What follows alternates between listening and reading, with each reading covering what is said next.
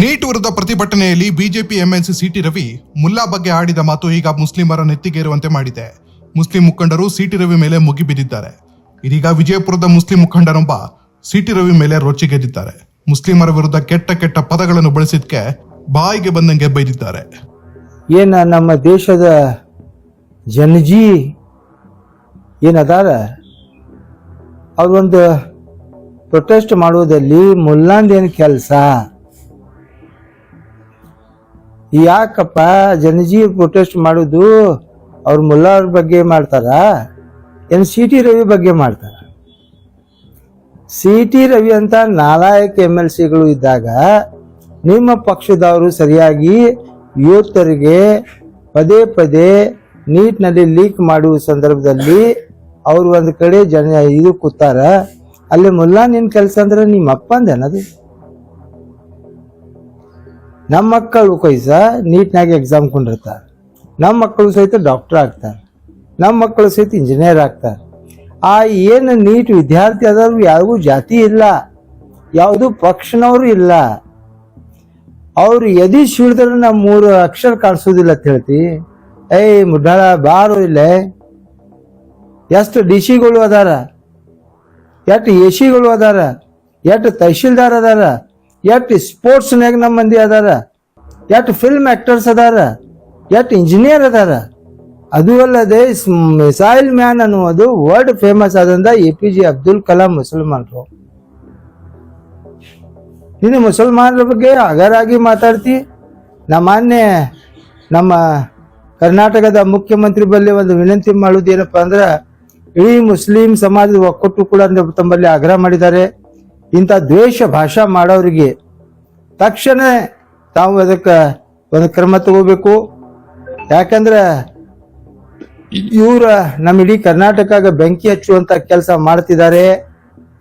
ಇವರು ನಮ್ಮೊಳಗೆ ಜಗಳ ಹಚ್ಚುವಂತ ಕೆಲಸ ಮಾಡಿದಾರೆ. ಜಾತಿಗಳಲ್ಲಿ ವಿಷ ಬಿತ್ತುವ ಕೆಲಸ ಇವರು ಮಾಡ್ತಿದ್ದಾರೆ.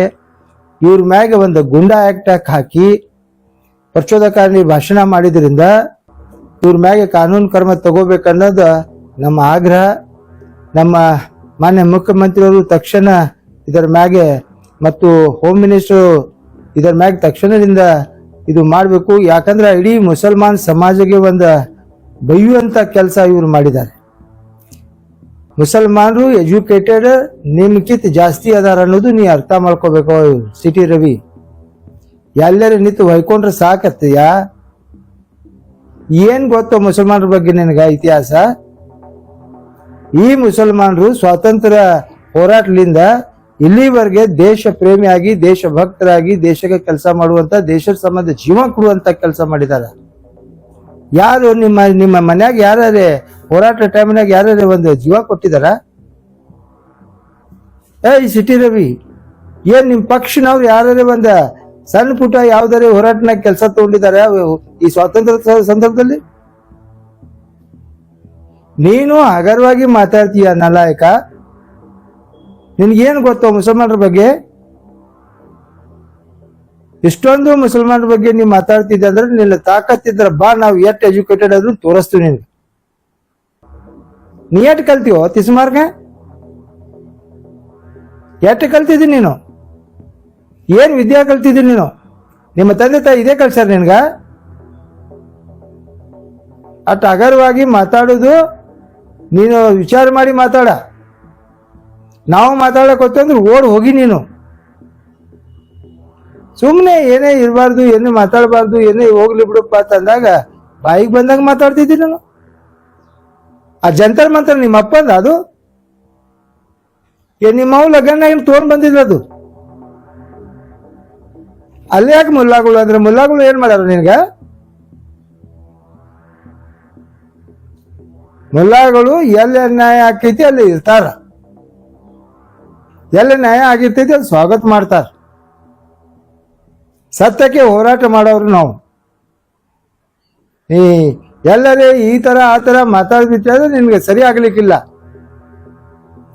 ಕಾಂಗ್ರೆಸ್ ಸರ್ಕಾರ ಬರಲಿ, ನಾವು ಕಾಂಗ್ರೆಸ್ ಕಾರ್ಯಕರ್ತರಾಗಿ ಏನ್ ಮನವಿ ಮಾಡ್ತಾ ಇದೀವಿ ಅಂದ್ರೆ, ತಾವು ಇಂಥ ಏನ್ ದುಷ್ಟ ಅದಾರ ಇದು ಹೊಡೆಯುವಂತ ಕೆಲಸ, ಜಾತಿಯಲ್ಲಿ ವಿಷ ಬಿತ್ತುವ ಕೆಲಸ ಮಾಡ್ತಿದ್ದಾರೆ, ಇಂಥವ್ರ ಮ್ಯಾಗ ತಕ್ಷಣ ನಿಂದು ಆಕ್ಷನ್ ತೋರ್ಲಿ ಅಂದ್ರೆ ಇಂಥವ್ ಭಾಳ ಬರ್ತಾರ.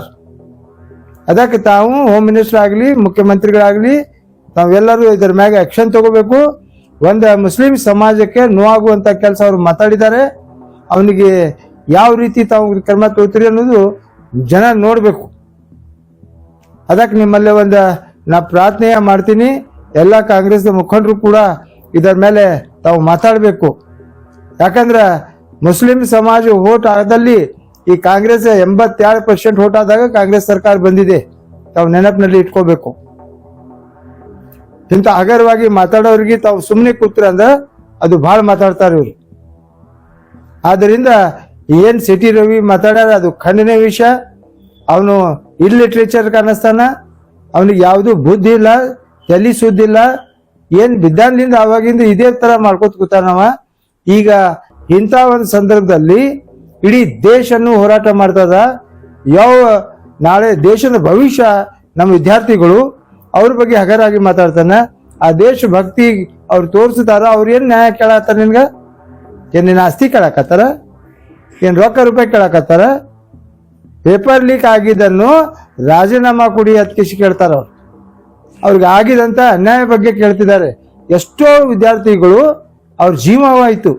ಅದಕ್ಕೆ ಕಾರಣ ನೀವೇ, ನಿಮ್ಮಂತ ಬೊಗಳುವ ನಾಯಿಗಳು. ಆ ಮಕ್ಕಳು ಯಾರು? ಅವ್ರೇನು ಮುಸಲ್ಮಾನ್ರಾ? ಎಲ್ಲ ಸಮಾಜದ ಮಕ್ಕಳು, ನಮ್ಮ ಮಕ್ಕಳು, ನಮ್ಮ ದೇಶದ ಭವಿಷ್ಯ. ಅವರು ವಿದ್ಯಾರ್ಥಿದೇ ಒಂದು ಜಾತಿ ಅದ. ವಿದ್ಯಾರ್ಥಿ ಯಾವತ್ತು ಜಂಜಿ ಏನಿದಾರ ಅವ್ರು ಯಾವತ್ತು ಒಂದೇ ಇರೋರು. ಯಾಕಂದ್ರೆ ಅವ್ರಿಗೆ ಬೇಕಾಗಿದ್ದು ವಿದ್ಯಾ, ನಿಮ್ಮಂತವ್ರು ಮಾತಲ್ಲ. ಅದನ್ನು ನೀನು ತಿಳ್ಕೋಬೇಕು ಮೊದಲ. ಏನ ಅಲ್ಲಿ ಸ್ಟ್ರೈಕ್ ಮಾಡ್ತಿದ್ದಾರೆ ಅವರು 3 ವಿಷಯಗಳನ್ನು ಅದು ಪ್ರಸ್ತಾವನೆ ಮಾಡಿದ್ದಾರೆ. ಎಲ್ಲಿ ತನ ಅವರಿಗೆ ನ್ಯಾಯ ಸಿಗುದಿಲ್ಲ ಅಲ್ಲಿ ತನ ಹೋರಾಟ ಮಾಡ್ತಾರ. ಆ ಹೋರಾಟಕ್ಕೆ ನಮ್ ಬೆಂಬಲ ಅದ. ಆ ಹೋರಾಟಕ್ಕೆ ನಮ್ ಎಲ್ಲ ಮುಸಲ್ಮಾನ್ ಸಮಾಜದ್ದು ಎಲ್ಲರೂ ಹಿರಿಯರು ಕಿರಿಯರು ಅವ್ರ ಜೊತೆಯಲ್ಲಿ ಅದಿವತ್ತು ತಿಳ್ಕೊಂಡ್ಬಿಡು.